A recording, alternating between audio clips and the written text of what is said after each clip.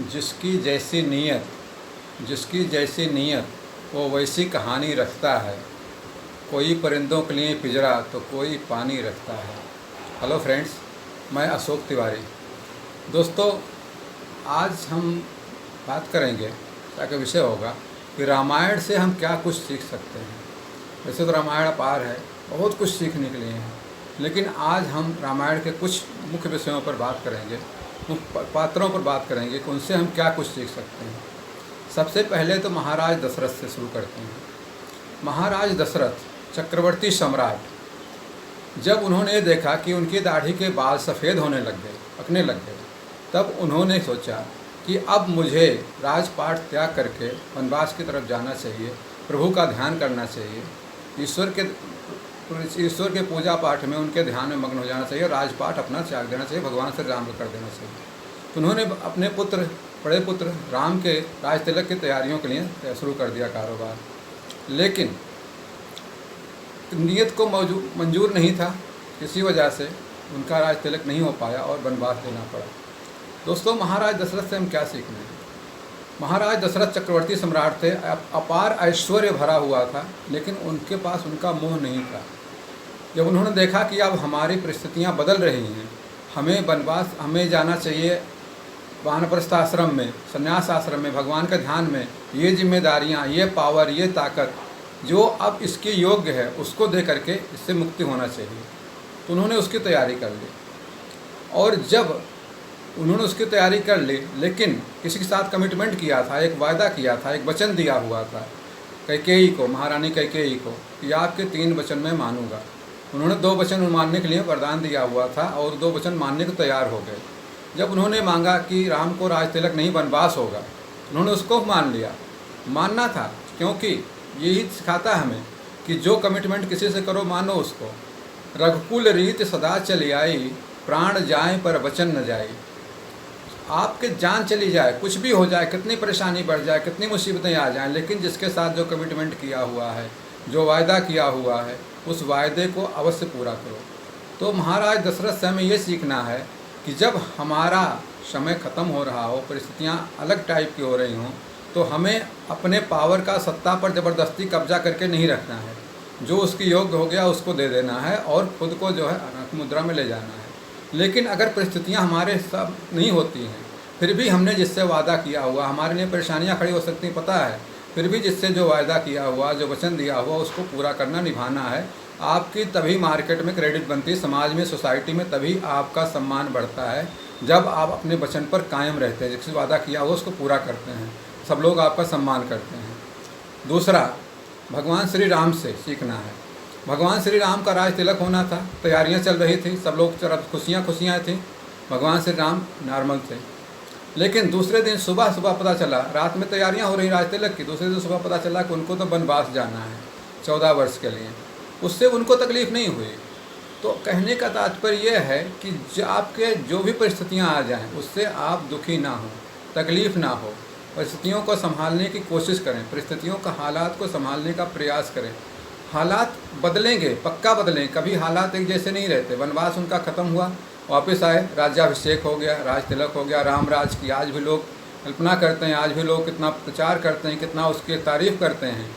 तो जब आप कुछ करते हैं, हर हालात में अपने आप को रखते हैं लोगों के लिए, दूसरों के सुख के लिए, दूसरों के सुख का ध्यान रखते हैं, तब आपका सम्मान समाज में बढ़ता है, आप जीवन में सफल माने जाते हैं।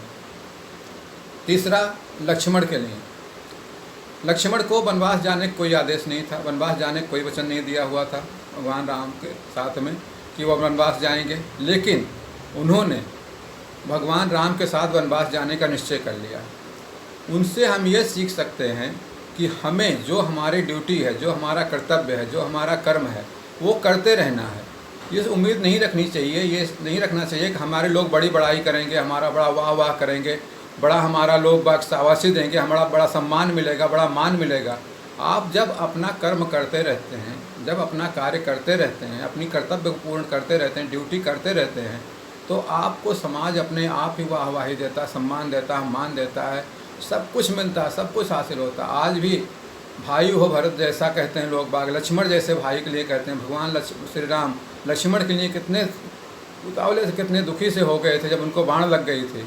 तो उनका सम्मान वहाँ पर होता है। जब आप अपना कर्तव्य करते हो, दूसरा भी आपकी केयर करता है, ध्यान रखता है, समाज भी रखता है, सभी लोग रखते हैं। राम लक्ष्मण आज सब लोग जाप करते हैं। तीसरा माता सीता का देखते हैं। माता सीता महाराज जनक की पुत्री थी, राजकुमारी थी। अयोध्या में नरेश के पास आई थी, जो ऐश्वर्य संपन्न थे, वहाँ पर उनकी महारानी थी, वहाँ पर करते थे, राम की रानी थी, वहाँ पर उनको सारी सुख सुविधाएँ थी। लेकिन जब भगवान राम को वनवास होने लग गया तो उन्होंने कहा नहीं, मैं इनके साथ ही चलूँगी, आपके साथ ही रहूँगी। पति पत्नी दोनों एक दूसरे के पूरक हैं, एक दूसरे के सुख दुख के साथ ही हैं। सुख हो तो भी साथ रहना, दुख हो तो भी साथ रहना है। परिस्थितियाँ कैसे भी हों, हालात कैसे हों, हमें एक दूसरे के साथ ही रहना, एक दूसरे का साथ देना है, तभी हम आगे ज़िंदगी में बढ़ सकते हैं। ज़िंदगी हमारी आराम से जी सकती है, चाहे वो अयोध्या के राजमहल में रहीं, चाहे जंगलों में रहीं, वनों में रहीं, लेकिन कोई तकलीफ़, कोई शिकन, कोई शिकायत नहीं आई चेहरे पर। क्यों? क्योंकि दोनों एक साथ थे, दोनों एक दूसरे का ख्याल रखते थे, भगवान श्री राम, माता सीता।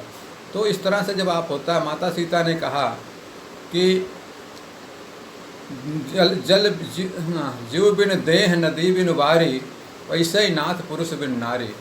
जैसे शरीर में जान ना हो बेकार हो जाती है, नदी सूखी हो, जल ना हो तो बेकार हो जाती है, वैसे ही पुरुष के बिना नारी का कोई जीवन नहीं होता। ऐसा सिर्फ नारियों के लिए ही नहीं है, कि नारी पुरुष दोनों के लिए है। दोनों एक दूसरे के पूरक हैं, दोनों एक दूसरे के साथ रहेंगे तभी वो जा करके जीवन में कुछ कर सकते हैं, जीवन में तरक्की करेंगे, आगे बढ़ेंगे, सफल जीवन जी सकते हैं। सफल, सुखद, प्रसन्न जीवन तभी जी सकते हैं।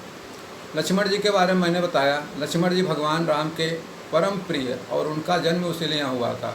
उन्होंने कहा था कि सकल जगत आधार, मुनि वशिष्ठ ही राख्या, लक्ष्मण नाम उदार। तो सकल जगत के सब कुछ करने वाले थे, बहुत ताकत थी उनके अंदर। वो अकेले चाहते तो महाराज दशरथ की पूरी सेना लड़ सकते थे, लेकिन नहीं, उन्होंने भगवान राम के साथ जाना शुरू किया। तो जो कर्तव्य उनका था, उस कर्तव्य को करना शुरू किया। अब आते हैं हम भरत के ऊपर। भरत के विषय में कहा गया है, जो न होत जग जन्म भरत को, धर्म धुरी पुन धरन धरत को। यानी महाराज भरत, जो राजा भरत थे, कैकेयी के पुत्र थे, उनको सारा राजपाट मिल रहा था, इतना संपन्न, इतना ऐश्वर्यपूर्ण अयोध्या का राजा सिंहासन मिल रहा था। लेकिन उन्होंने कहा नहीं, इस पर मेरा अधिकार नहीं है, इस पर भैया राम का अधिकार है। जो भैया राम का अधिकार है, उससे मैं कैसे ज़बरदस्ती कब्जा कर सकता हूँ, मैं कैसे ज़बरदस्ती ले सकता हूँ। ये अधिकार, ये राज सिंहासन भैया राम के लिए ही है, मैं उन्हें मना कर लाऊँगा, ये तो बहुत बड़ी गलती हो रही है। तो आपको ये समझना है दोस्तों कि किसी का अधिकार, किसी दूसरे का राइट्स पर जब ज़बरदस्ती आप कब्जा करते हैं तो आपका कोई सम्मान नहीं होता, आपका जीवन सुख में नहीं हो सकता, वो परेशानियाँ पैदा होगी। और इसी तरह से भगवान राम ने भरत को अपना सबसे प्रिय माना हुआ है। उन्होंने कहते हैं, भरत के समान मुझे कोई दूसरा प्रिय नहीं है। हनुमान चालीसा में कहा गया है, तुम मोहि प्रिय भरत सम भाई, मतलब भरत के समान कोई भाई प्रिय नहीं है। भरत जितना प्रेम करते थे, वो भरत को उतना आदर करते थे। तो भगवान राम की मनाने के लिए चले गए वहाँ पर गनों में भरत जी, वहाँ से मना के भगवान को नहीं ला पाए, तो उनका खड़ाऊँ लेकर के आए। खड़ाऊँ राज सिंहासन पर रहेगा, मैं आपका प्रतिनिधि बनकर शासन करूँगा, शासक मैं नहीं हूँ, मैं प्रतिनिधि हूँ। तो हमारा कहने का तात्पर्य ये है कि हम यहाँ भरत जी से ये सीख सकते हैं दोस्तों, कि जब भी आपको मौका मिले तो आप अपना कर्म करें, कर्तव्य करें, किसी दूसरे के अधिकार पर ज़बरदस्ती कब्जा करने की कोशिश ना करें। जो दूसरे का हक है, वो हक उसी के पास रहना चाहिए, तभी वो आगे बढ़ सकता है, तभी आप सफल सुखद जीवन जी सकते हैं, तभी मान सम्मान आपका रह सकता है। अगर आप दूसरे के अधिकार पर ज़बरदस्ती कब्जा करने लग गए तो मान सम्मान खत्म हो जाता है।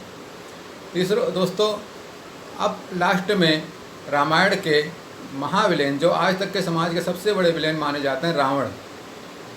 रावण से कि सीखा जा सकता है। दोस्तों एक बात ध्यान रखिएगा, रावण विलेन था, रावण खलनायक था, तो उससे हम कुछ नहीं सीखते, ऐसा नहीं है। बुरे से बुरे आदमी से भी अगर आप देखना चाहें, सीखना चाहें, तो बहुत कुछ सीख सकते हैं। रावण की सबसे बड़ी विशेषता क्या थी? रावण माता सीता को लेके गया, लेकिन पवित्र, सुरक्षित जैसे थी वैसे भगवान राम को वापस मिले। वो कोई उनको त्रुटि नहीं हुई, कोई तकलीफ नहीं, कोई परेशानी नहीं, सिर्फ राम से दूर रहना पड़ा उनको।